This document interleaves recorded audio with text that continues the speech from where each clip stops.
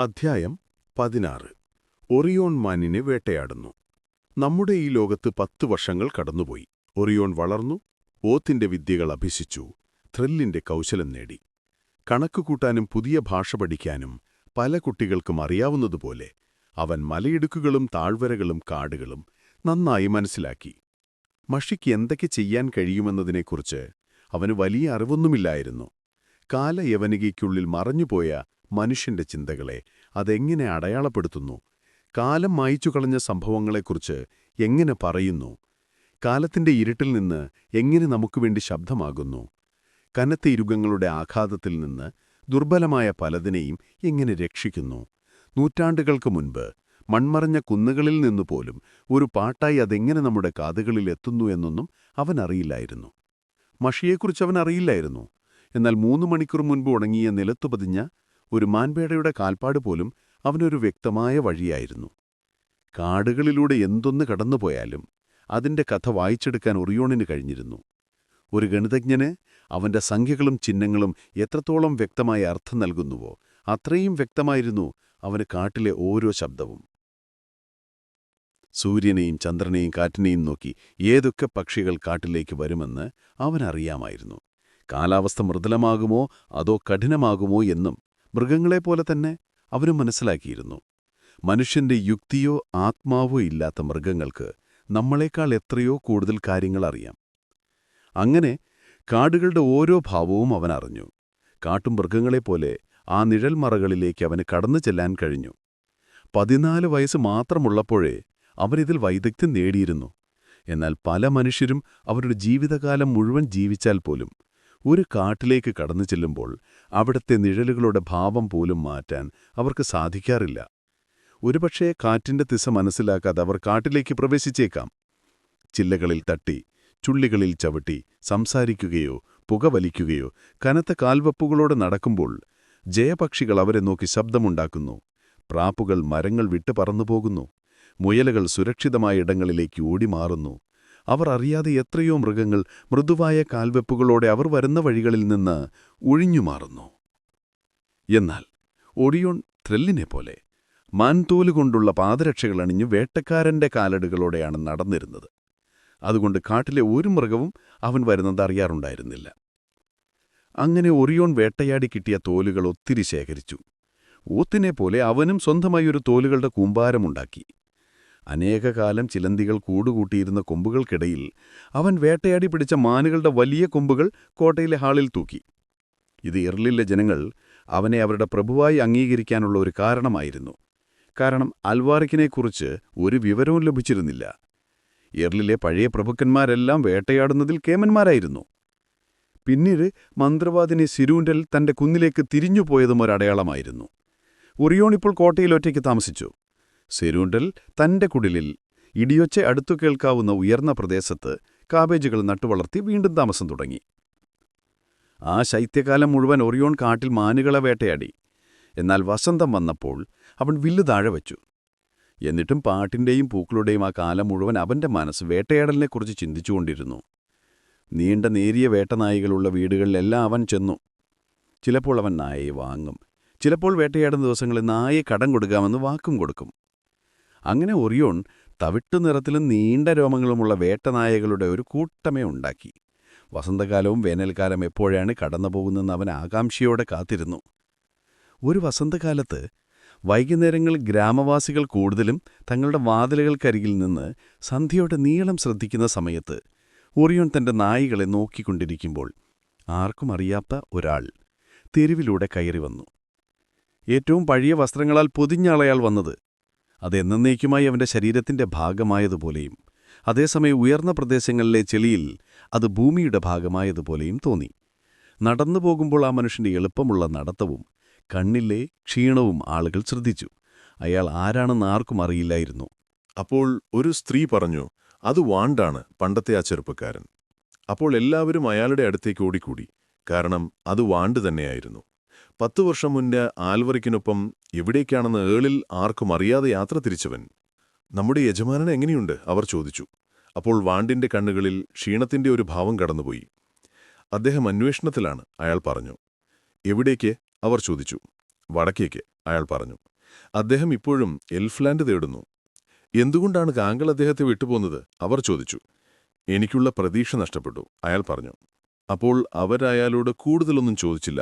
കാരണം എൽഫ്ലാൻഡ് തേടാൻ ശക്തമായ പ്രതീക്ഷ ആവശ്യമാണെന്ന് എല്ലാവർക്കും അറിയാമായിരുന്നു. അതുകൂടാതെ മാറാത്ത നീലനിറത്തോടെയുള്ള എൽഫ് മലകളുടെ ഒരു തിളക്കവും ഒരാൾക്കും കാണാൻ കഴിയില്ല. അപ്പോഴാണ് നിവിന്റെ അമ്മയോടി വന്നത്.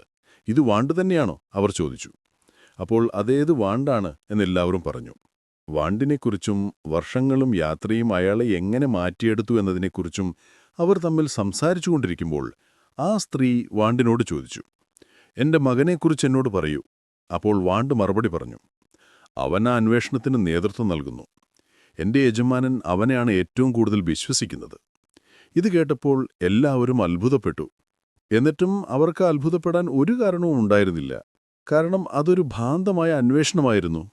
എന്നാൽ നിവിന്റെ അമ്മ മാത്രം അത്ഭുതപ്പെട്ടില്ല.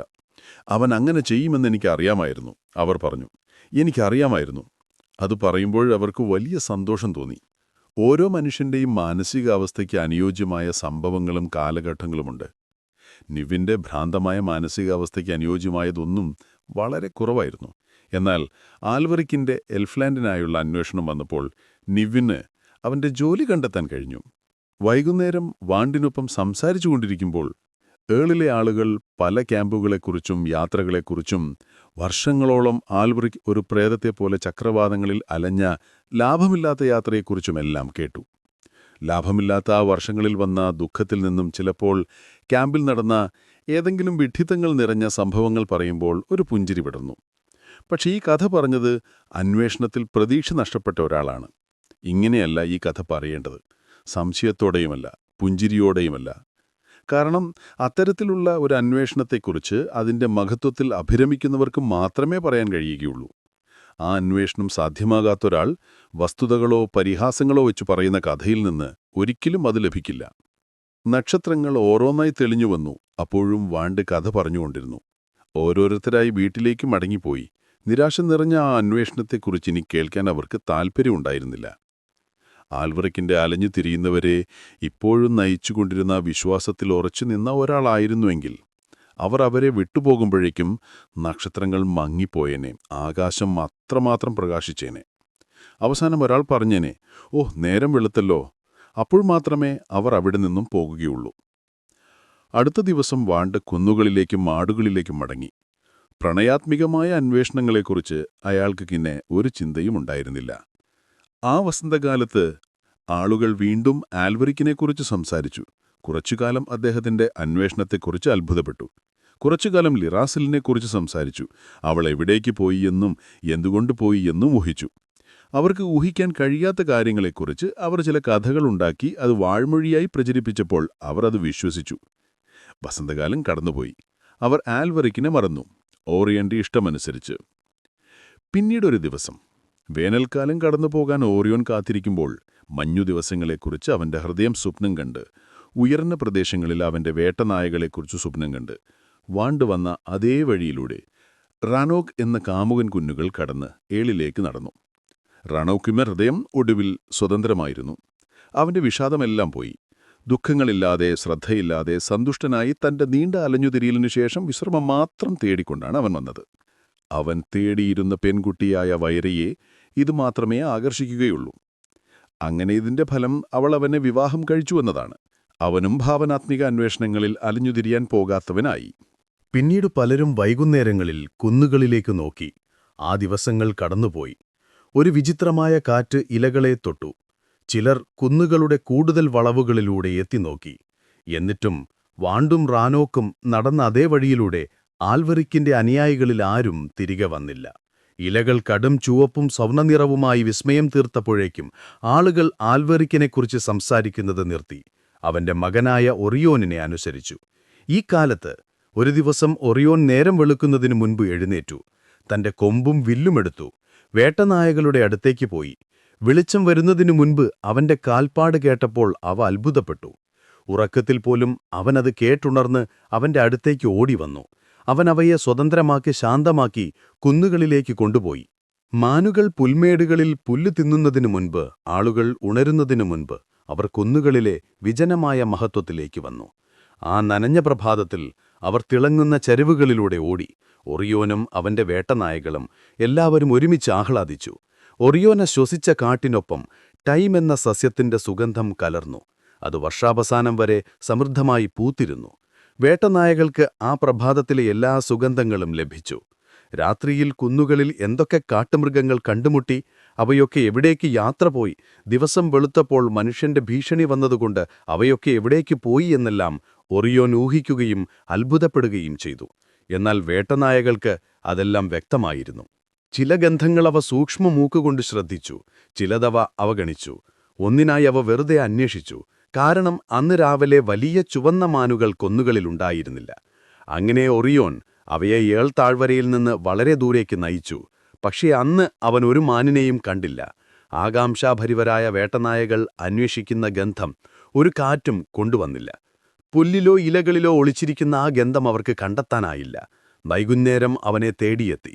അവന്റെ കൊമ്പുകൊണ്ട് പിന്നിലായവരെ വിളിച്ചു. സൂര്യൻ വലുതും കടും ചുവപ്പു നിറവുമായി മാറി. അവന്റെ കൊമ്പിന്റെ പ്രതിധ്വനിയേക്കാൾ ദുർബലമായതും കുന്നുകളും മൂടൽമണ്ണും അകത്തുള്ളതും എന്നിട്ടും ഓരോ വെള്ളിനിറമുള്ള സ്വരവും വ്യക്തമായതുമായ എൽഫിൻ കൊമ്പുകൾ അവൻ എപ്പോഴും കേട്ടു.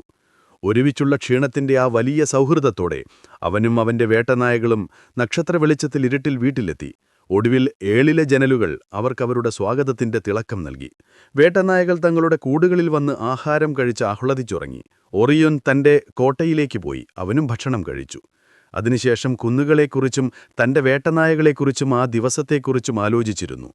ക്ഷീണം കാരണം അവന്റെ മനസ്സൊരു ചിന്തകളുമില്ലാതെ വിശ്രമിച്ചു. അങ്ങനെ പല ദിവസങ്ങൾ കടന്നുപോയി. പിന്നീടൊരു നനഞ്ഞ പ്രഭാതത്തിൽ അവർ കുന്നുകളുടെ ഒരു നിര കടന്ന് താഴേക്ക് വന്നപ്പോൾ ബാക്കിയുള്ളവയെല്ലാം പോയപ്പോൾ വൈകി കടുമാൻ താഴെ തീറ്റയെടുക്കുന്നത് അവർ കണ്ടു. വേട്ടനായകൾ സന്തോഷത്തോടെ ഒറ്റക്കെട്ടായി ശബ്ദമുണ്ടാക്കി. കനത്തമാൻ പുല്ലിലൂടെ അതിവേഗം നീങ്ങി. ഒറിയോൻ ഒരമ്പെയ്തു, പക്ഷേ അത് ലക്ഷ്യം തെറ്റിപ്പോയി. ഇതെല്ലാം ഒരു നിമിഷം കൊണ്ട് സംഭവിച്ചു. അപ്പോൾ വേട്ടനായകൾ ഒഴുകി നീങ്ങി. കാറ്റൊരോളം എന്ന പോലെ അവയുടെ പിറകിലൂടെ കടന്നുപോയി. ആ മാൻ അതിന്റെ ഓരോ കാലുകളും ചെറുനീരുറവുകളിലൊന്ന പോലെ അകന്നുപോയി. തുടക്കത്തിൽ വേട്ടനായകൾ ഒറിയോനേക്കാൾ വേഗതയുള്ളവരായിരുന്നു. പക്ഷേ അവരെപ്പോലെ തന്നെ അവനും തളരാത്തവനായിരുന്നു. ചിലപ്പോൾ അവരുടെ പാതകളെക്കാൾ ചെറിയ വഴികളിലൂടെ പോയി അവൻ അവരുടെ അരികെ തന്നെ നിന്നു. അങ്ങനെ അവരൊരു അരുവിയിലെത്തി. അവർ വേഗത കുറച്ചു. മനുഷ്യന്റെ യുക്തിയുടെ സഹായം അവർക്ക് ആവശ്യമായി വന്നു. അത്തരത്തിലൊരു കാര്യത്തിൽ മനുഷ്യനെ യുക്തിക്ക് നൽകാൻ കഴിയുന്ന സഹായം ഒറിയോൺ അവർക്ക് നൽകി. താമസിയാതെ അവർ വീണ്ടും വേട്ടയാടാൻ തുടങ്ങി. അവർ മലയിൽ നിന്ന് മലയിലേക്ക് പോയപ്പോൾ ആ പ്രഭാതം കടന്നുപോയി. ആ മാനിനെ അവർ രണ്ടാമതൊരു ദിവസം പോലും കണ്ടില്ല. ആ ഉച്ചതിരിഞ്ഞ സമയം അവസാനിച്ചു. എന്നിട്ടും വേട്ടനായകൾ മാന്ത്രികത്തിലെന്ന പോലെ ഓരോ ചടുവും പിന്തുടർന്നു. വൈകുന്നേരം അവനെ കണ്ടു. ഒരു കുന്നിൻ ചരിവിലൂടെ സാവധാനം നടന്നുപോകുന്ന താഴ്ന്ന സൂര്യന്റെ കിരണങ്ങളിൽ മിന്നിത്തിളങ്ങുന്ന പരുക്കൻ പുല്ലിലൂടെ. അവൻ വേട്ടനായകളെ പ്രോത്സാഹിപ്പിച്ചു. അവ 3 താഴ്വരകളിലൂടെ പിന്നോടി. പക്ഷെ 3ാമത്തെ താഴ്വരയുടെ അടത്തി ഒരരുവിയിലെ കല്ലുകൾക്കിടയിൽ അവൻ തിരിഞ്ഞുനിന്നു. വേട്ടനായകൾക്കായി കാത്തുനിന്നു. അവ കുരച്ചുകൊണ്ടവനെ ചുറ്റും വന്നു. അവന്റെ കൊമ്പുകളിലേക്ക് നോക്കി. അസ്തമയ സൂര്യന്റെ സമയത്ത് അവനെ വലിച്ചു താഴെയിട്ട് കൊന്നു. ഒറിയോൺ തന്റെ കൊമ്പ് വലിയ സന്തോഷത്തോടൂതി. ഇതിനപ്പുറം അവന് മറ്റൊന്നും ആവശ്യമില്ലായിരുന്നു. സന്തോഷത്തിന്റെ ഒരു സ്വരം പോലെ, അല്ലെങ്കിൽ അവന്റെ സന്തോഷത്തെ പരിഹസിച്ചുകൊണ്ട് തനിക്കറിയാത്ത കുന്നുകൾക്ക് മുകളിലൂടെ പലപ്പോഴും സൂര്യാസ്തമയത്തിനപ്പുറത്തുനിന്ന് എൽഫ്ലാൻഡിലെ കൊമ്പുകൾ മറുപടി പറഞ്ഞു. അധ്യായം 17. നക്ഷത്ര വെളിച്ചത്തിൽ ആ ഒറ്റ കൊമ്പൻ വരുന്നു. അങ്ങനെ മഞ്ഞുകാലം വന്നു. എർലിന്റെ മേൽക്കൂരകളെയും വനങ്ങളെയും കുന്നിൻപുറങ്ങളെയും അത് വെളുത്ത പുതപ്പണിയിച്ചു. പ്രഭാതത്തിൽ ഒറിയോൺ തന്റെ വേട്ടനായ്ക്കളുമായി ഇറങ്ങുമ്പോൾ ലോകം ജീവനാൽ പുതുതായി എഴുതപ്പെട്ട ഒരു പുസ്തകം പോലെ തോന്നിപ്പിച്ചു. കാരണം കഴിഞ്ഞ രാത്രിയുടെ കഥ മുഴുവൻ മഞ്ഞിൽ നീണ്ട വരകളായി പതിഞ്ഞുകിടന്നിരിക്കുന്നു. ഇവിടെ കുറുക്കൻ പോയ വഴി, അവിടെ ആദർപ്പന്നി പോയ പാത, ഇതാ ഇവിടെ ചുവന്നമാൻ കാട്ടിൽ നിന്നും പുറത്തേക്ക് പോയിരിക്കുന്നു. ആ കാൽപ്പാടുകൾ കുന്നുകളിലൂടെ നീണ്ടുപോയി കാഴ്ചയിൽ നിന്നും മാഞ്ഞു. ചരിത്രത്തിന്റെ താളുകളിൽ രാഷ്ട്രതന്ത്രജ്ഞരുടെയും സൈനികരുടെയും സഭാവാസികളുടെയും രാഷ്ട്രീയക്കാരുടെയും ചെയ്തികൾ പ്രത്യക്ഷപ്പെടുകയും അപ്രത്യക്ഷമാകുകയും ചെയ്യുന്നതുപോലെ പക്ഷികൾ പോലും ആ വെളുത്ത കുന്നുകളിൽ തങ്ങളുടെ അടയാളങ്ങൾ രേഖപ്പെടുത്തിയിരുന്നു. അവയുടെ കൂർത്ത നഖങ്ങൾ തീർത്ത ഓരോ ചുവടും കണ്ണുകൾക്ക് പിന്തുടരാമായിരുന്നു. പെട്ടെന്ന് ആ പാതയുടെ ഇരുവശത്തും അവയുടെ നീണ്ട തൂവലുകളുടെ അഗ്രങ്ങൾ മഞ്ഞിലുരസ്യ 3 ചെറിയ പാടുകൾ പ്രത്യക്ഷപ്പെടും. അതോടെ ആ കാൽപ്പാടുകൾ പൂർണ്ണമായി മാഞ്ഞുപോകും. അവ ചരിത്രത്തിന്റെ ഒരു താളിൽ ഒരു ദിവസത്തേക്ക് മാത്രം വന്നു വീഴുന്ന പെട്ടെന്നുയർന്നു വരുന്ന ഒരു ജനകീയ മുദ്രാവാക്യം പോലെയോ തീവ്രമായ ഒരു ഭ്രമം പോലെയോ ആയിരുന്നു. ആ ഒരു പേജിലെ വരികളല്ലാതെ മറ്റൊരു രേഖയും അവശേഷിപ്പിക്കാതെ അത് കടന്നുപോകുന്നു. രാത്രിയുടെ കഥ പറയുന്ന ഈ അടയാളങ്ങൾക്കിടയിൽ നിന്ന് അധികം സമയമാവാത്ത ഒരു വലിയ മാനിന്റെ കാൽപ്പാടുകൾ ഒറിയോൺ തിരഞ്ഞെടുക്കും. എന്നിട്ട് തന്റെ വേട്ടനായകരോടൊപ്പം ആ കുന്നുകൾക്കപ്പുറത്തേക്ക് അതിനെ പിന്തുടരും. അവിടെ നിന്ന് ഒടുവിൽ അവന്റെ കൊമ്പിന്റെ ശബ്ദം പോലും എർലിൽ കേൾക്കാതാകും. അസ്തമയ സൂര്യന്റെ ചുവന്ന അവശിഷ്ടങ്ങൾക്കു മുന്നിൽ കറുത്ത രൂപങ്ങളായി തന്റെ നായ്ക്കളോടൊപ്പം ഒരു കുന്നിൻ മുകളിലൂടെ അവൻ വീട്ടിലേക്ക് വരുന്നത് എർലിലെ ആളുകൾ കാണുമായിരുന്നു. പലപ്പോഴും മഞ്ഞിലൂടെ നക്ഷത്രങ്ങളെല്ലാം തിളങ്ങാൻ തുടങ്ങുമ്പോഴായിരുന്നു അത്. ചുവന്ന മാനിന്റെ തോൽ അവന്റെ തോളിൽ തൂങ്ങിക്കിടന്നു. കൂറ്റൻ കൊമ്പുകൾ അവന്റെ തലയ്ക്ക് മുകളിൽ ആടിയുലഞ്ഞു. ഈ സമയത്ത് ഒറിയോൺ അറിയാതെ നാളിന്റെ ആലയിൽ ഒരു ദിവസം എർലിലെ പാർലമെന്റ് അംഗങ്ങൾ ഒത്തുകൂടി. എല്ലാവരും ജോലി കഴിഞ്ഞ് വീട്ടിലെത്തിയ ശേഷം സൂര്യാസ്തമയത്തിനു ശേഷമായിരുന്നു ആ കൂടിക്കാഴ്ച. നാൾ ഗൗരവത്തോടെ ഓരോരുത്തർക്കും ക്ലോവർ തേയിൽ നിന്നും വാറ്റിയ മദ്യം കൈമാറി. എല്ലാവരും വന്നപ്പോൾ അവർ നിശബ്ദരായിരുന്നു. ഒടുവിൽ നാൾ ആ നിശബ്ദത ഭേദിച്ചു. അൽവരിക് ഇനി എർലിന്റെ ഭരണാധികാരി അല്ലെന്നും അദ്ദേഹത്തിന്റെ മകനാണ് എർലിന്റെ പുതിയ പ്രഭുവെന്നും പറഞ്ഞു. ആ താഴ്വരെ ഭരിക്കാനും പ്രശസ്തമാക്കാനും ഒരു മാന്ത്രിക പ്രഭുവിനെ അവർ എപ്പോഴോ പ്രതീക്ഷിച്ചിരുന്നു. അത് അവനായിരിക്കുമെന്ന് കരുതിയിരുന്നു. നമ്മൾ പ്രതീക്ഷിച്ച മാന്ത്രികത ഇപ്പോൾ എവിടെയാണെന്ന് അവൻ ചോദിച്ചു. അവന്റെ പൂർവികരെല്ലാം വേട്ടയാടിയതുപോലെ അവനും മാനുകളെ വേട്ടയാടുന്നു. അപ്പുറത്തുനിന്നൊരു മാന്ത്രികതയും അവനെ സ്പർശിച്ചിട്ടില്ല. ഒരു പുതുമയുമില്ല. അവനെ പ്രതിരോധിക്കാൻ ഓത്ത് എഴുന്നേറ്റു നിന്നു. അവൻ തന്റെ നായ്ക്കളെപ്പോലെ വേഗതയുള്ളവനാണ്, ഓത്ത് പറഞ്ഞു. പ്രഭാതം മുതൽ സൂര്യാസ്തമയം വരെ വേട്ടയാടുന്നു. ഏറ്റവും ദൂരെയുള്ള കുന്നുകൾ കടന്നുപോകുന്നു. ക്ഷീണമില്ലാതെ വീട്ടിലേക്ക് മടങ്ങുന്നു. അത് യൗവനത്തിന്റെ മാത്രം പ്രത്യേകതയാണ്, ഗുഹിക് പറഞ്ഞു. ത്രെൽ ഒഴികെ എല്ലാവരും അങ്ങനെ തന്നെ പറഞ്ഞു. അപ്പോൾ ത്രെൽ എഴുന്നേറ്റ് നിന്ന് പറഞ്ഞു, അവന് വനത്തിലെ വഴികളെക്കുറിച്ചും മൃഗങ്ങളെക്കുറിച്ചുമുള്ള അറിവ് മനുഷ്യന്റെ പഠനത്തിനപ്പുറമാണ്. നീയാണ് അവനെ പഠിപ്പിച്ചത്, ഗുഹിക് പറഞ്ഞു. ഇവിടെ ഒരു മാന്ത്രികതയുമില്ല. ഇതൊന്നും അപ്പുറത്തുനിന്നുള്ളതല്ല, നാൾ പറഞ്ഞു. ഇങ്ങനെ അവർ കുറച്ചുനേരം വാദിച്ചു. തങ്ങൾ പ്രതീക്ഷിച്ചിരുന്ന മാന്ത്രികത നഷ്ടപ്പെട്ടതിൽ വിലപിച്ചു. കാരണം ചരിത്രം ഒരിക്കലെങ്കിലും സ്പർശിക്കാത്ത ഒരു താഴ്വരയുമില്ല. ഒരിക്കലെങ്കിലും മനുഷ്യരുടെ ചുണ്ടിൽ തങ്ങി നിൽക്കാത്ത ഒരു ഗ്രാമവുമില്ല. എന്നാൽ ഏൾ എന്ന ഗ്രാമം മാത്രം രേഖപ്പെടുത്താതെ പോയി. അതിന്റെ കുന്നുകൾക്കപ്പുറം ഒരു നൂറ്റാണ്ടും അതിനെ അറിഞ്ഞിരുന്നില്ല. പണ്ടെപ്പോഴോ അവർ തയ്യാറാക്കിയ പദ്ധതികളെല്ലാം ഇപ്പോൾ നഷ്ടപ്പെട്ടതായി തോന്നി. ക്ലോവർ തേനിൽ വാറ്റിയ മദ്യത്തിലല്ലാതെ മറ്റൊരു പ്രതീക്ഷയും അവർ കണ്ടില്ല. നിശബ്ദമായി അവർ അതിലേക്ക് തിരിഞ്ഞു. അത് നല്ലൊരു വാറ്റുവായിരുന്നു. കുറച്ചു കഴിഞ്ഞപ്പോൾ അവരുടെ മനസ്സിൽ പുതിയ പദ്ധതികൾ മിന്നിമറിഞ്ഞു. പുതിയ തന്ത്രങ്ങൾ, പുതിയ ഉപായങ്ങൾ.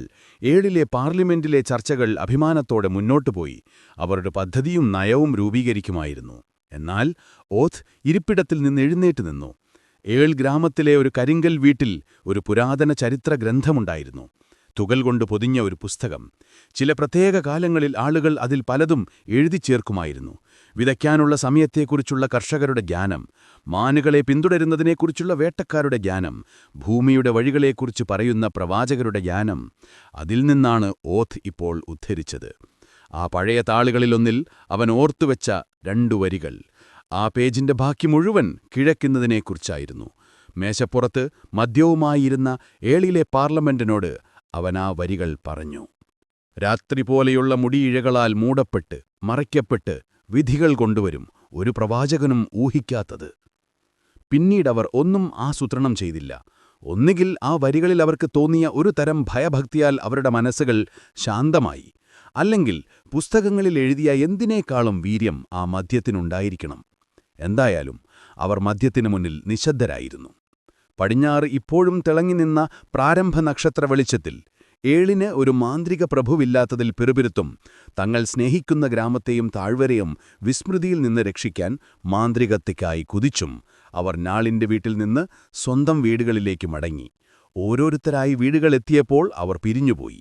കുന്നുകൾക്ക് താഴെയുള്ള ഗ്രാമത്തിന്റെ അറ്റത്ത് താമസിക്കുന്ന 3-4 പേർ വാതിൽപ്പടിയിലെത്തിയിരുന്നില്ല. അപ്പോഴാണ് നക്ഷത്ര വെളിച്ചത്തിലും സന്ധ്യയുടെ അവശേഷിക്കുന്ന പ്രകാശത്തിലും വെളുത്തു വ്യക്തമായി വേട്ടയാടപ്പെട്ട് തളർന്ന ഒരൊറ്റക്കൊമ്പൻ കുന്നുകളിലൂടെ വരുന്നത് അവർ കണ്ടത്. അവർ നിന്നു, സൂക്ഷിച്ചു നോക്കി, കണ്ണുകൾക്ക് മുകളിൽ കൈകൾ വെച്ച് താടി തടവി അത്ഭുതപ്പെട്ടു.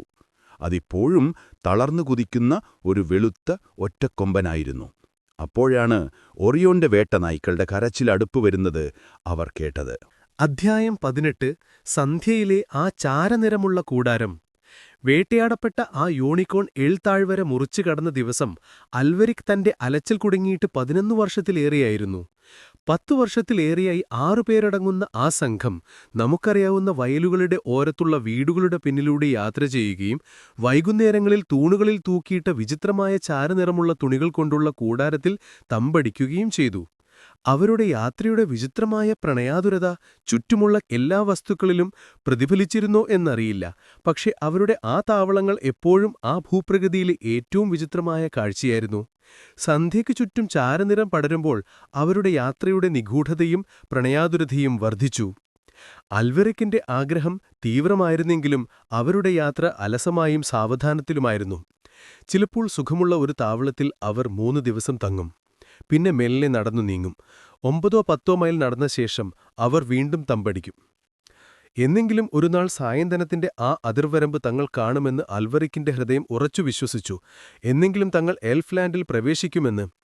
എൽഫ്ലാൻഡിലെ സമയം ഇവിടുത്തെ പോലെ അല്ലെന്ന് അവനറിയാമായിരുന്നു.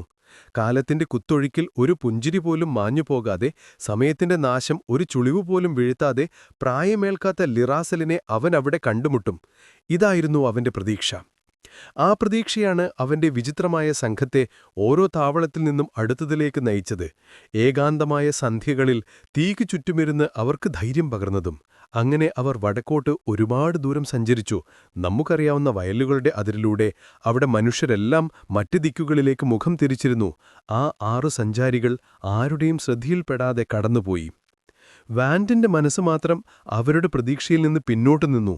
ഓരോ വർഷം കഴിയുന്തോറും അവന്റെ യുക്തി മറ്റുള്ളവരെ മുന്നോട്ട് നയിച്ച ആ മാന്ത്രികമായ പ്രലോഭനത്തെ നിഷേധിച്ചുകൊണ്ടേയിരുന്നു. ഒടുവിൽ ഒരു ദിവസം എൽഫ്ലാൻഡിലുള്ള അവന്റെ വിശ്വാസം നഷ്ടപ്പെട്ടു. അതിനുശേഷം മഴ നിറഞ്ഞ കാറ്റടിച്ച് ഒരു ദിവസം വരെ അവൻ അവരെ അനുഗമിച്ചു. എല്ലാവരും തണുത്തു വിറച്ച് നനഞ്ഞിരുന്നു. കുതിരകളും ക്ഷീണിച്ചിരുന്നു. അന്നവൻ അവരെ ഉപേക്ഷിച്ചുപോയി.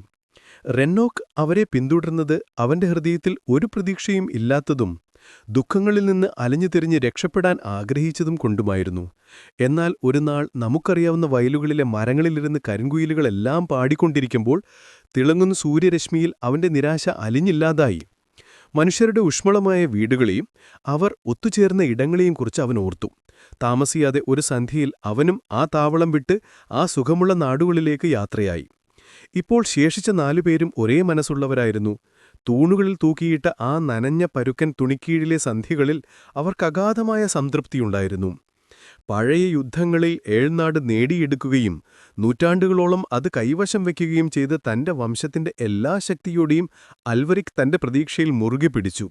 നിവിന്റെയും സെന്റിന്റെയും ശൂന്യമായ മനസ്സുകളിൽ ഈ ആശയം വലുതായും ശക്തമായും വളർന്നു. ഒരു തോട്ടക്കാരൻ അബദ്ധത്തിൽ ആരും നോക്കാനില്ലാത്ത കാട്ടുപ്രദേശത്ത് നട്ട ഒരു അപൂർവ പുഷ്പം പോലെ തൈൽ ആ പ്രതീക്ഷയെക്കുറിച്ച് പാടി. അവന്റെ ഭാവനകൾ അൽവരിക്കിന്റെ യാത്രയെ കൂടുതൽ കൂടുതൽ വർണ്ണപ്പഴിട്ടതാക്കി. അങ്ങനെ അവരെല്ലാവരും ഒരേ മനസ്സുള്ളവരായി. ഭ്രാന്തമോ വിവേകമോ ആകട്ടെ, ഇതിലും വലിയ അന്വേഷണങ്ങൾ ഇങ്ങനെ ഒരേ മനസ്സുള്ളവരായി മുന്നോട്ടു പോയപ്പോൾ വിജയിച്ചിട്ടുമുണ്ട്, അല്ലാത്തപ്പോൾ പരാജയപ്പെട്ടിട്ടുമുണ്ട്. വർഷങ്ങളോളം അവർ ആ വീടുകളുടെ പിന്നിലൂടെ വടക്കൂട്ടുപോയി. എന്നിട്ട് പെട്ടെന്നൊരു ദിവസം അവർ കിഴക്കൂട്ട് തിരിയും. ആകാശത്തിലെ ഒരു പ്രത്യേക ഭാവം, അല്ലെങ്കിൽ സന്ധ്യയിലെ ഒരു അസാധാരണത്വം, അതുമല്ലെങ്കിൽ നിവ്വിന്റെ ഒരു പ്രവചനം മാത്രം മതിയായിരുന്നു അവർക്ക് എൽഫ്ലാൻഡ് അടുത്താണെന്ന് തോന്നാൻ. അത്തരം സന്ദർഭങ്ങളിൽ വർഷങ്ങളായി നമുക്കറിയാവുന്ന വയലുകളുടെ അതിരിട്ടിരുന്ന പാറക്കെട്ടുകൾക്ക് മുകളിലൂടെ അവർ യാത്ര ചെയ്യും. മനുഷ്യർക്കും കുതിരകൾക്കുമുള്ള ഭക്ഷണം അവരെ മനുഷ്യവാസമുള്ളിടത്തേക്ക് തിരികെ എത്തിക്കാൻ കഷ്ടിച്ചു മാത്രമേ തികയൂ എന്നു കാണുമ്പോൾ അൽവരിക് യാത്ര നിർത്തും. അപ്പോൾ അവൻ തിരികെ പോകും. എന്നാൽ നിവ് അവരെ ആ പാറകൾക്ക് മുകളിലൂടെ മുന്നോട്ട് നയിച്ചേനെ. കാരണം പോകുന്തോറും അവന്റെ ആവേശം കൂടുകയായിരുന്നു. തൈൽ അവർക്ക് വിജയത്തെക്കുറിച്ച് പ്രവചിച്ച് പാട്ടുകൾ പാടും. സെന്റ് താൻ എൽഫ്ലാൻഡിലെ കൊടുമുടികളും ഗോപുരങ്ങളും കാണുന്നുണ്ടെന്ന് പറയും. അൽവരിക് മാത്രമേ വിവേകശാലിയായിരുന്നുള്ളൂ. അങ്ങനെ അവർ വീണ്ടും മനുഷ്യരുടെ വീടുകളിലെത്തി കൂടുതൽ സാധനങ്ങൾ വാങ്ങും. നിവും സെന്റും തൈലും തങ്ങളുടെ അന്വേഷണത്തെക്കുറിച്ച് വാചാലരാകും. അവരുടെ ഹൃദയത്തിൽ എരിയുന്ന ആവേശം പുറത്തുവിടും. പക്ഷേ അൽവരിക് അതിനെക്കുറിച്ച് സംസാരിച്ചില്ല. കാരണം ആ വയലുകളിലെ മനുഷ്യർ എൽഫ്ലാൻഡിനെക്കുറിച്ച് സംസാരിക്കുകയോ അങ്ങോട്ട് നോക്കുകയോ ചെയ്യില്ലെന്ന് അവൻ പഠിച്ചിരുന്നു. എന്തുകൊണ്ടാണെന്ന് പഠിച്ചില്ലെങ്കിലും താമസിയാതെ അവർ വീണ്ടും യാത്ര തുടർന്നു. നമുക്കറിയാവുന്ന വയലുകളിലെ വിളകൾ, അവർക്ക് വിറ്റ ആളുകൾ, അവർ പോകുമ്പോൾ കൗതുകത്തോടെ നോക്കി നിന്നു. നിവിൽ നിന്നും സെൻഡിൽ നിന്നും തൈലിൽ നിന്നും കേട്ട ആ സംസാരമെല്ലാം ഭ്രാന്തിൽ നിന്നോ ചന്ദ്രൻ പ്രചോദിപ്പിച്ച സ്വപ്നങ്ങളിൽ നിന്നോ വന്നതാണെന്ന് അവർ കരുതിയിരിക്കാം. അങ്ങനെ അവർ എപ്പോഴും യാത്രയിലായിരുന്നു, എൽഫ്ലാൻഡ് കണ്ടെത്താനുള്ള പുതിയ വഴികൾ തേടി. അവരുടെ ഇടതുവശത്തു നിന്ന് നമുക്കറിയാവുന്ന വയലുകളിൽ നിന്നുള്ള സുഗന്ധം വീശി. മെയ് മാസത്തിൽ കുടിലുകളിലെ പൂന്തോപ്പുകളിൽ നിന്ന് ലൈലാക്ക് പൂക്കളുടെ ഗന്ധം, പിന്നെ വൈറ്റ് ടോണിന്റെയും റോസപ്പൂക്കളുടെയും സുഗന്ധം. ഒടുവിൽ കൊയ്ത പുല്ലിന്റെ മണം കാറ്റിൽ നിറഞ്ഞു. അവരുടെ ഇടതുവശത്ത് ദൂരെയായി കന്നുകാലികളുടെ കരച്ചിൽ കേട്ടു. മനുഷ്യരുടെ ശബ്ദങ്ങൾ, കാടപ്പക്ഷികളുടെ ചിലക്കൽ, സന്തോഷമുള്ള കൃഷിയിടങ്ങളിൽ നിന്നുയരുന്ന എല്ലാ ശബ്ദങ്ങളും അവർ കേട്ടു. എന്നാൽ അവരുടെ വലതുവശത്ത് എപ്പോഴും ശൂന്യമായ ഭൂമിയായിരുന്നു. എപ്പോഴും പാറക്കെട്ടുകൾ മാത്രം. ഒരു പുൽനാമ്പോ പൂവോ അവിടെ ഉണ്ടായിരുന്നില്ല. അവർക്ക് മനുഷ്യരുടെ കൂട്ടുകെട്ട് ഇല്ലാതായി. എന്നിട്ടും അവർക്ക് എൽഫ്ലാൻഡ് കണ്ടെത്താനായില്ല. അങ്ങനെ ഒരു സാഹചര്യത്തിൽ അവർക്ക് തൈലിന്റെ പാട്ടുകളും നിവിന്റെ ഉറച്ച പ്രതീക്ഷയും ആവശ്യമായിരുന്നു. അൽവറിക്കിന്റെ അന്വേഷണത്തെക്കുറിച്ചുള്ള സംസാരം നാട്ടിലാകെ പരന്നു. അവന്റെ യാത്രകളെക്കാൾ വേഗത്തിലത് സഞ്ചരിച്ചു. അവൻ കടന്നുപോയ മനുഷ്യരെല്ലാം അവന്റെ കഥയറിഞ്ഞു. ചിലർ അവനെ പുച്ഛിച്ചു. ജീവിതം മുഴുവൻ ഒരു അന്വേഷണത്തിനായി ഒഴിഞ്ഞുവെച്ചവരോട് ചിലർ കാണിക്കുന്ന പുച്ഛം. മറ്റു ചിലർ അവനെ ബഹുമാനിച്ചു. പക്ഷേ അവൻ ആവശ്യപ്പെട്ടത് ഭക്ഷണസാധനങ്ങൾ മാത്രമായിരുന്നു. അവരത് കൊണ്ടുവരുമ്പോൾ അവൻ പണം കൊടുത്തു വാങ്ങും. അങ്ങനെ അവർ മുന്നോട്ടുപോയി. ഐതിഹ്യങ്ങളിലെ കഥാപാത്രങ്ങളെപ്പോലെ അവർ ആ വീടുകളുടെ പിന്നിലൂടെ കടന്നുപോയി. ചാരനിറമുള്ള സന്ധ്യകളിൽ അവരുടെ രൂപമില്ലാത്ത ചാരക്കൂടാരം കെട്ടി. അവർ മഴ പോലെ നിശബ്ദമായി വരികയും ഒഴുകി നീങ്ങുന്ന മോഡൽ മഞ്ജുപോലെ പോവുകയും ചെയ്തു. അവരെക്കുറിച്ച് തമാശകളും പാട്ടുകളുമുണ്ടായി. പരിഹാസങ്ങളെ അതിജീവിച്ച് ആ പാട്ടുകൾ നിലനിന്നു. ഒടുവിൽ അവരൊരു ഐതിഹ്യമായി മാറി. ആ കൃഷിയിടങ്ങളെ എന്നേക്കുമായി വേട്ടയാടിയ ഒരൈതിഹ്യം. മനുഷ്യർ നിരാശാജനകമായ അന്വേഷണങ്ങളെക്കുറിച്ച് സംസാരിക്കുമ്പോൾ അവരെ ഓർത്തു. ചിരിക്കാനോ മഹത്വപ്പെടുത്താനോ ഏതാണോ മനുഷ്യർക്ക് നൽകാനുണ്ടായിരുന്നത് അതനുസരിച്ച് അവരെ ഉയർത്തിക്കാട്ടി. ഈ സമയമത്രയും എൽഫ്ലാൻഡിലെ രാജാവ് എല്ലാം നിരീക്ഷിച്ചുകൊണ്ടിരുന്നു. കാരണം അൽവറിക്കിന്റെ വാൾ അടുക്കുമ്പോൾ മാന്ത്രിക വിദ്യയാൽ അദ്ദേഹം അതറിഞ്ഞിരുന്നു. ഇതൊരിക്കൽ അദ്ദേഹത്തിന്റെ രാജ്യത്തെ അലട്ടിയിരുന്നു. ഇടിവാളിന്റെ ഇരുമ്പിന്റെ സുഗന്ധം വായുവിൽ ഉയരുന്നത് തിരിച്ചറിയാൻ എൽഫ്ലാൻഡിലെ രാജാവിന് നന്നായി അറിയാമായിരുന്നു. ഇതിൽ നിന്ന് രക്ഷിക്കാൻ അദ്ദേഹം തന്റെ അതിർത്തികൾ വളരെ ദൂരേക്ക് പിൻവലിച്ചു. ആ പരുക്കൻ ഭൂമിയെല്ലാം എൽഫ്ലാൻഡിൽ നിന്നും ഉപേക്ഷിക്കപ്പെട്ട നിലയിലാക്കി. മനുഷ്യരുടെ യാത്രകളുടെ ദൈർഘ്യവും അദ്ദേഹത്തിന് അറിഞ്ഞില്ലെങ്കിലും ഒരു വാൽ നക്ഷത്രത്തെപ്പോലും ക്ഷീണിപ്പിക്കുന്നത്ര ദൂരം അദ്ദേഹം ഒഴിച്ചുവെച്ചു. താൻ സുരക്ഷിതനാണെന്ന് ശരിയായിട്ട് തന്നെ കരുതി. എന്നാൽ അൽവരിക് തന്റെ വാളുമായി വളരെ വടക്കായിരുന്നപ്പോൾ എൽഫ്ലാൻഡ് രാജാവ് താൻ പിൻവലിച്ച ആ പിടിയയച്ചു. ചന്ദ്രൻ വേലിയേറ്റത്തെ പിൻവലിക്കുകയും പിന്നീട് അത് തിരികെ ഒഴുകാൻ അനുവദിക്കുകയും ചെയ്യുന്നതുപോലെ പരന്ന മണലിലൂടെ വേലിയേറ്റം കുതിച്ചെത്തുന്നതുപോലെ എൽഫ്ലാൻഡ് തിരികെ വന്നു. അതിന്റെ അരികിൽ സായന്തനത്തിന്റെ ഒരു നീണ്ട നാടയുമായി അത് പാറക്കെട്ടുകൾ നിറഞ്ഞ ശൂന്യതയിലൂടെ ഒഴുകി മടങ്ങിയെത്തി. പഴയ പാട്ടുകളോടെ, പഴയ സ്വപ്നങ്ങളോടെ, പഴയ ശബ്ദങ്ങളോടെ അത് വന്നു. താമസിയാതെ സുവർണ കാലഘട്ടത്തിൽ നിന്ന് അവശേഷിച്ച അനന്തമായൊരു വേനൽക്കാല സന്ധ്യ പോലെ സായന്തനത്തിന്റെ ആ അതിർത്തി നമുക്കറിയാവുന്ന വയലുകൾക്കരികൾ തിളങ്ങിയും മിന്നിയും നിന്നു. എന്നാൽ അൽവരിക് അലങ്ങിത്തിരിഞ്ഞ വിദൂരമായ വടക്ക് ആ ശൂന്യമായ ഭൂമിയിൽ എണ്ണമറ്റ പാറക്കെട്ടുകൾ ഇപ്പോഴും നിറഞ്ഞിരുന്നു. അവനും അവന്റെ വാളും സാഹസിക സംഘവും അകന്നുപോയ വയലുകളിലേക്ക് മാത്രമാണ് എൽഫ്ലാൻഡിന്റെ ആ ശക്തമായ ഉൾക്കടൽ തിരികെയെത്തിയത്. അങ്ങനെ തുകൽപ്പണിക്കാരന്റെ കുടിലിനും അവന്റെ അയൽക്കാരുടെ കൃഷിയിടങ്ങൾക്കും വളരെ അടുത്ത്, വെറും 3 വയലുകൾക്കപ്പുറം, കവികൾ കഠിനമായി തേടുന്ന അത്ഭുതങ്ങൾ നിറഞ്ഞ എല്ലാ പ്രണയകഥകളുടെയും നിധിശേഖരം തന്നെയായ ആ നാട് കിടന്നു. എൽഫിൻ പർവ്വതനിരകൾ തങ്ങളുടെ ബ്ലേഡ്നോ നീല കൊടുമുടികൾ ഒരിക്കലും ചലിച്ചിട്ടില്ലാത്തതുപോലെ ശാന്തമായി അതിർത്തിക്കപ്പുറത്തേക്ക് നോക്കി നിന്നു. ഇവിടെ യൂണിക്കോണുകൾ അവയുടെ പതിവുപോലെ അതിർത്തിയിൽ മേഞ്ഞു നടന്നു. ചിലപ്പോൾ ഐതിഹാസിക ജീവികളുടെയെല്ലാം ഭവനമായ എൽഫ്ലാൻഡിൽ എൽഫിൻ പർവ്വതനിരകളുടെ ചരിവുകളിൽ ലില്ലിപ്പൂക്കൾ ഭക്ഷിച്ചുകൊണ്ട്, മറ്റു ചിലപ്പോൾ സന്ധ്യയ്ക്ക് നമ്മുടെ വയലുകളെയെല്ലാം നിശബ്ദമാകുമ്പോൾ സായന്തനത്തിന്റെ അതിർത്തിയിലൂടെ നുഴഞ്ഞുകയറി ഭൂമിയിലെ പുല്ല് തിന്നാനും അവയെത്തി. ഹൈലാൻഡ് പർവ്വതങ്ങളിലെ ചുവന്ന മാനുകൾ വർഷത്തിലൊരിക്കൽ കടലിനായി കൊതിക്കുന്നതുപോലെ യൂണിക്കോണുകൾക്ക് ഇടയ്ക്കിടയ്ക്ക് തോന്നുന്ന ഭൂമിയിലെ പുല്ലിനോടുള്ള ഈ ആഗ്രഹം കൊണ്ടാണ് എൽഫ്ലാൻഡിൽ ജനിച്ചതിനാൽ ഐതിഹാസിക ജീവികളാണെങ്കിലും അവയുടെ നിലനിൽപ്പ് മനുഷ്യർക്കിടയിൽ അറിയപ്പെടുന്നത്. നമ്മുടെ വയലുകളിൽ ജനിക്കുന്ന കുറുക്കനും അതിർത്തി കടന്ന് ചില കാലങ്ങളിൽ സായന്തനത്തിന്റെ അതിരുകളിലേക്ക് പോകാറുണ്ട്. അവിടെ നിന്നാണ് അവന് നമ്മുടെ വയലുകളിലേക്ക് തിരികെ കൊണ്ടുവരുന്ന ആ നിഗൂഢത ലഭിക്കുന്നത്. അവനും ഐതിഹാസികനാണ്. പക്ഷേ എൽഫ്ലാൻഡിൽ മാത്രം യൂണിക്കോണുകൾ ഇവിടെ ഐതിഹാസികമായിരിക്കുന്നതുപോലെ. ആ കൃഷിയിടങ്ങളിലെ ആളുകൾ യൂണിക്കോണുകളെ മങ്ങിയ വെളിച്ചത്തിൽ പോലും അപൂർവമായേ കണ്ടിരുന്നുള്ളൂ. കാരണം അവരുടെ മുഖങ്ങൾ എൽഫ്ലാൻഡിൽ നിന്ന് എന്നേക്കുമായി തിരിഞ്ഞിരുന്നു. എൽഫ്ലാൻഡിന് അത്ഭുതം, സൗന്ദര്യം, മാസ്മരികത, കഥകൾ എന്നിവയെല്ലാം അത്തരം കാര്യങ്ങളെക്കുറിച്ച് ചിന്തിക്കാൻ ഒഴിവുസമയമുള്ള മനസ്സുകൾക്കുള്ളതായിരുന്നു. എന്നാൽ ഈ മനുഷ്യരെ അവരുടെ വിളകൾക്ക് ആവശ്യമുണ്ടായിരുന്നു. ഐതിഹാസികമല്ലാത്ത മൃഗങ്ങൾക്കും പുൽമേഞ്ഞ മേൽക്കൂരകൾക്കും വേലികൾക്കും ആയിരമായിരം മറ്റു കാര്യങ്ങൾക്കും. ഓരോ വർഷാവസാനവും അവർ ശൈത്യത്തിനെതിരായ പോരാട്ടത്തിൽ കഷ്ടിച്ചാണ് ജയിച്ചിരുന്നത്. ഒരു നിമിഷത്തേക്കെങ്കിലും തങ്ങളുടെ ചിന്ത എൽഫ്ലാൻഡിലേക്ക് തിരിഞ്ഞാൽ അതിന്റെ മഹത്വം തങ്ങളെ കീഴടക്കുമെന്നും പിന്നെ മേൽക്കൂരയോ വേലിയോ നന്നാക്കാനോ വയലുകൾ ഉഴാനോ സമയം കിട്ടാതെ വരുമെന്നും അവർക്ക് നന്നായി അറിയാമായിരുന്നു. എന്നാൽ ഒറിയോൺ സന്ധ്യയ്ക്ക് എൽഫ്ലാൻഡിൽ നിന്ന് മുഴങ്ങിയ കൊമ്പുവിളികളാൽ ആകർഷിതനായി.